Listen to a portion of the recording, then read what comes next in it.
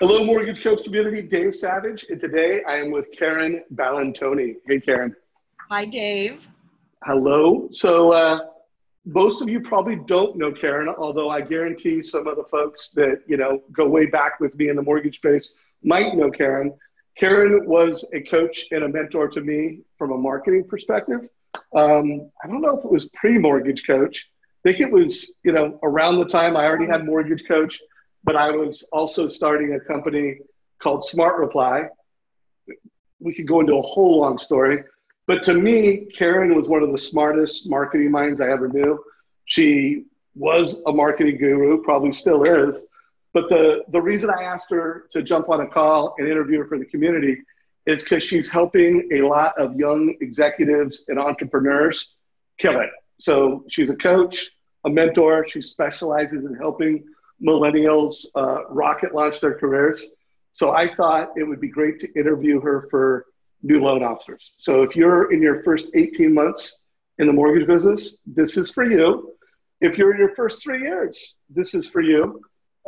Karin, anything you want to say to everybody before we start having a conversation?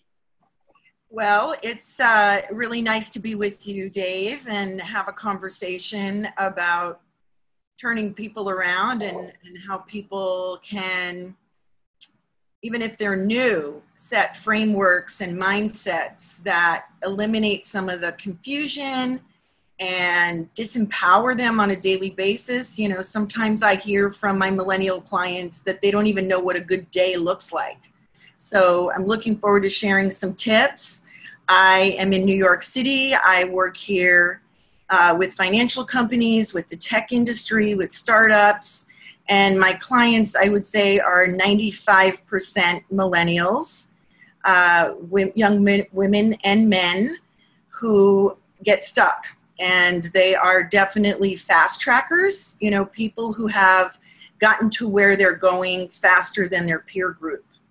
So when you get on that road to be faster than your peer group and you hit a wall, it can be very disempowering. You can lose your confidence and even have an identity crisis. And so some of your listeners may be struggling right now with even, is this for me?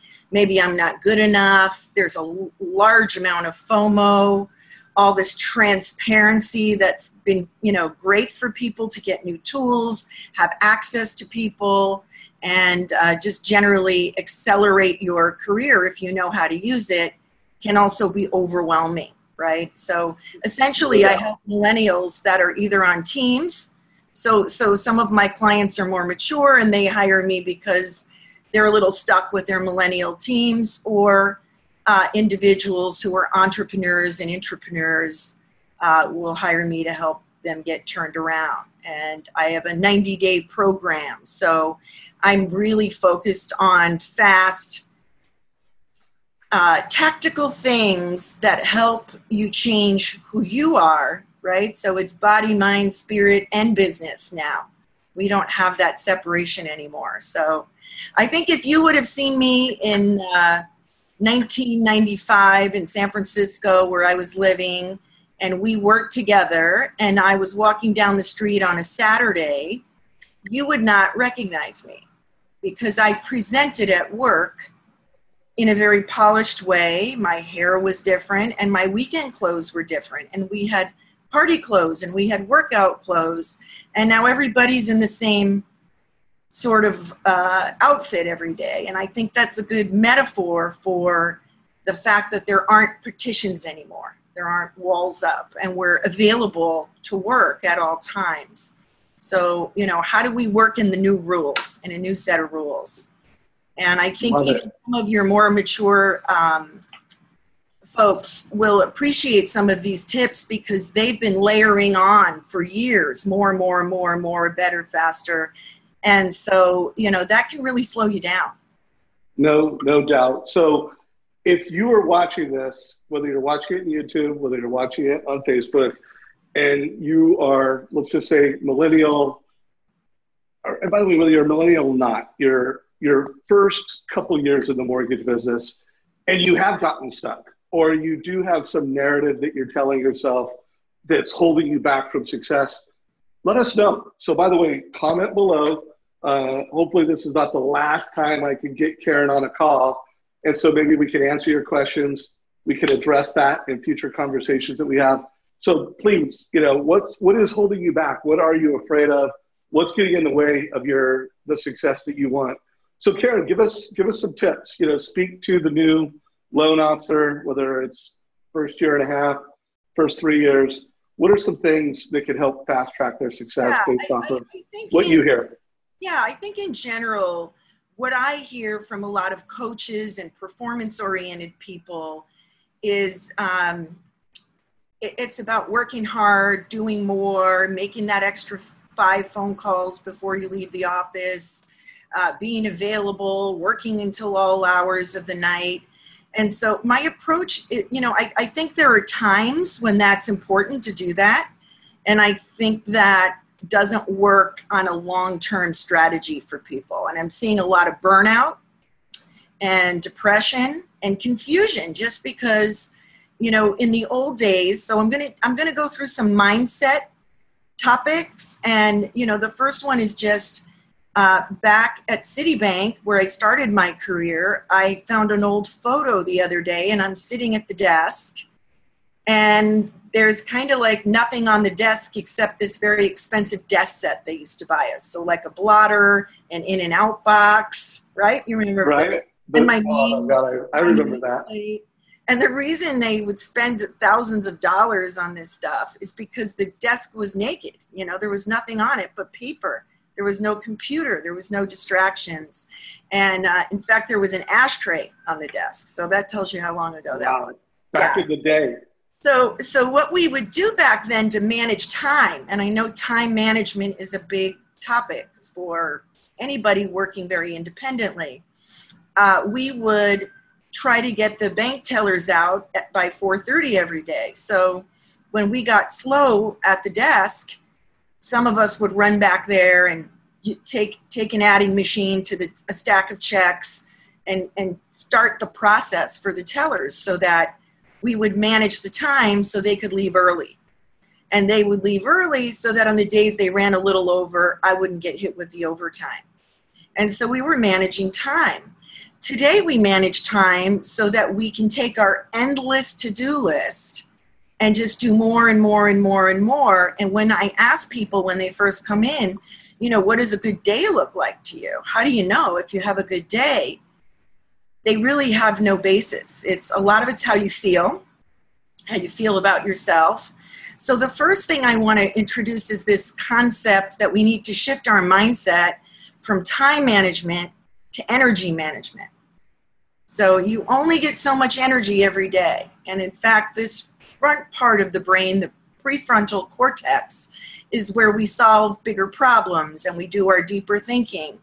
And if you wake up in the morning, like many of my younger clients, and are led by your phone into the first hour or two of your day, you may be wasting the best part of your brain power on Facebook. And so if you choose to do that, that's okay, right? But most of us are unconscious about what we're doing. So the brain actually uses 20% of your body's energy every day. That's a large amount. I mean, the heart, the lungs, they take up a lot as well. But if we're not taking that energy and using it properly, we're not getting the good stuff done, right? We're almost moving by accident. So when you talk to a lot of coaches, they'll tell you, you need to train like an athlete to be a top performer. You need to work on your whole self. But I think one of the things that's critically important when you want to change is to start getting up a little bit earlier and introduce a morning routine into your life. So all of my clients that go into my program start with a morning routine. So if tomorrow you want to say, anybody who's watching, this is the first day of the rest of my career, I'm going to start doing things differently. I liked some of what Karin had to say. I'm going to apply it. The first thing I would suggest you do is go into your bedroom and move the bed, or put a different piece of artwork as the first thing you see when you open your eyes, or paint a wall another color, or switch rooms, or get some new bedding, right? What I want you to do is wake up in the morning and go, oh, right, I'm in my new life right away. You're like, something's different. I'm waking up, I'm in my new life. Then I want you guys to develop a morning routine that works for you. And what that means is before you check the phone, you take care of yourself. We've all heard the airline people when we get on a plane tell us, put the mask over your own face first before attempting to help others. Yet people will answer a phone call or start emailing before they've grounded themselves. So this idea of being grounded means you're available and you're present to other people that you're talking to, whether that's your coworkers, your loan processors, your clients, vendors, your partners. You want to be present, you want to be listening, you want to be grounded, and you want to be your best self. So just getting up and letting the day happen to you without sitting down and going through that morning routine is not a recipe for success. So one of the things I do when I first wake up immediately after feeding my cat, who's usually the reason I've woken up, is I sit and meditate. And I'm a big micro goal person. So if you think you can't meditate, start with 2 minutes and realize that everybody has the same thing going on. Some of my clients will say, I can't do that. My mind just goes too fast. You're not that special. We all have minds going that fast, and slowing your mind down and letting it rest when you very first wake up. I promise you, the second time you open your eyes after your meditation, you're going to feel a lot more empowered and a lot happier because you've let go of yesterday's thoughts, right? Healthy people get up in the morning and, you know, at some point before they leave the house, they have gotten rid of whatever they ate and drank yesterday. If you didn't do that, you'd feel pretty toxic by about 6 o'clock. So why is it okay every day to not clear our minds, right? Where this is our, this is our genius. This is what we're running our business from. We got to take really good care of it. So I meditate, then I work out, then I eat some protein, then I take a shower, and then I sit with a pen and a pad, old school style, and I write out my 3 most important things to do for the day. And those things are usually kind of juicy things. They're like 90-minute to 2-hour things. And if I get them done, I have 2 or 3 backup things that I also want to get done. But I try to attack kind of the ugliest, hairiest, nastiest project first, the thing I don't want to do, because that gives me an instant rush. And so on the morning routine, one of the things I say to my clients is, it's easy to fail, right? Because these things are easy to do and they're easy not to do. Go work out right in my building, 30 floors below me, beautiful gym. It's hard to do sometimes. Sounds silly. So I have 3 goals that I can choose from. And this gives, me, you, people like us, like the people who are watching and like to be rebellious and not be forced to do things they don't want to do every day, chances to make a choice. So I have a goal of doing my 12-minute meditation every morning. I have a stretch goal that is a 25-minute meditation. That's a very powerful technique from the Art of Living. And then I have my 5-minute meditation, which I have to do no matter what, right? So if I can't make one of the other 2 happen, I can fall back on the 5-minute meditation. Hey, Karin, real quick, because this has come up a number of times in our community with interviews. I just want to see if you have a different take. We usually recommend, is it Headspace, the app Headspace? Yeah. Do you recommend that one? Do you recommend a different one? Any thoughts on that? Yeah, I recommend people start with a talking meditation and YouTube is filled with them. And if you don't like the sound of someone's voice, get yourself some good headsets and look up the binaural beats that are on YouTube, because those can have the effect of like an hour nap in a 10-minute meditation. So it's music that's programmed to relax the brain into thinking it's in a deeper sleep. So those are some really good ways to start. The Art of Living has an incredible course in every major town in America, and it's a $400 weekend, and they really teach you how to be present, how to breathe, and they teach you this special meditation. So, you know, there's lots of classes, there's lots of free classes, and I just think, you know, it's not something that's nice to do anymore. The way that we're processing, multitasking, and in a constant state of using our brains, it's just not, it's not a luxury to meditate. It's something that really needs to be like brushing your teeth. Yeah, well, I think that's great leadership, especially for the millennials who, you know, grew up with the screen and, you know, that discipline of connection, because there's no doubt in our, you know, to be a successful referral-based local loan officer, your biggest advantage is you know, being your best self, being present.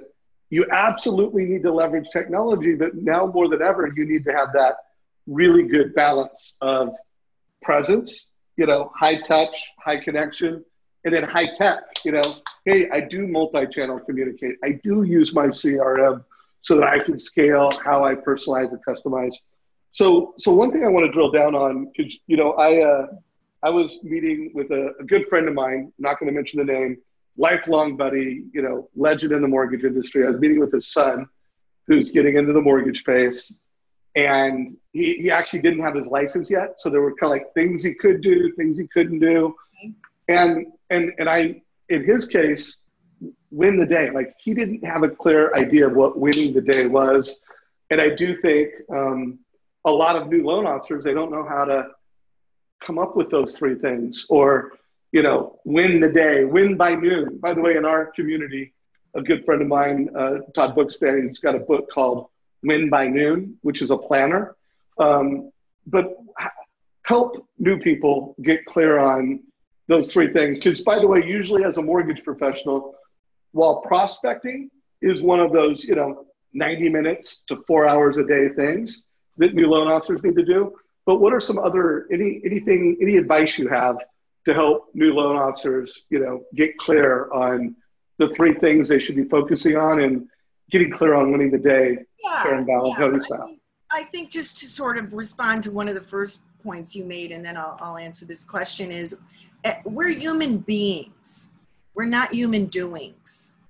And this idea of being productivity machine is numbing.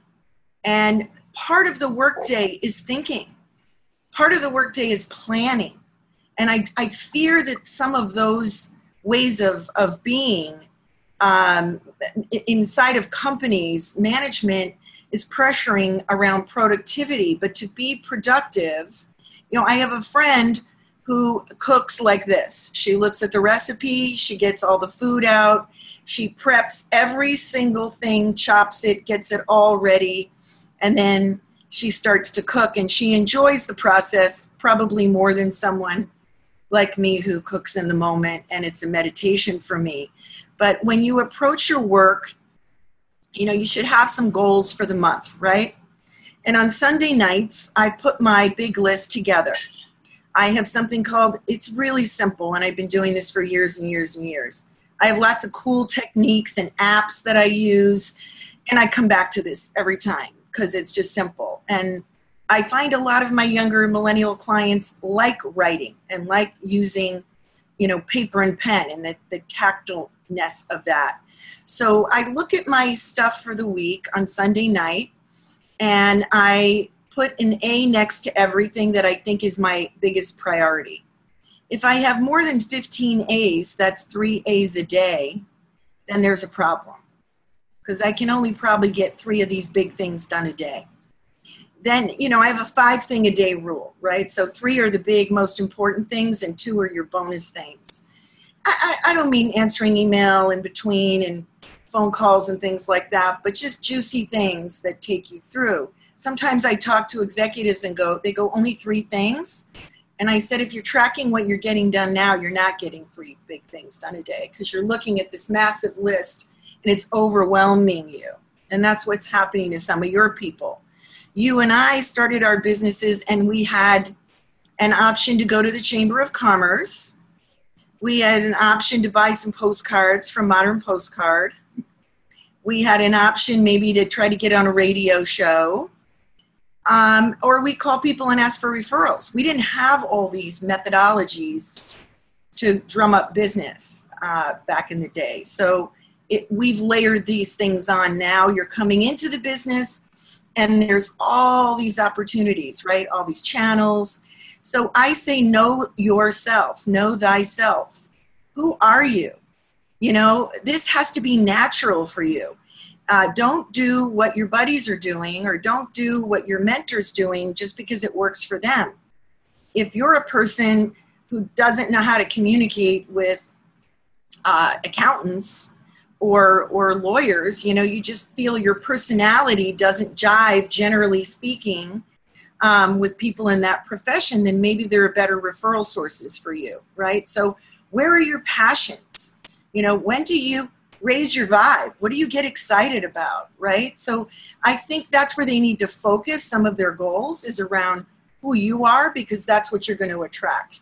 Your ideal clients end up looking a lot like you.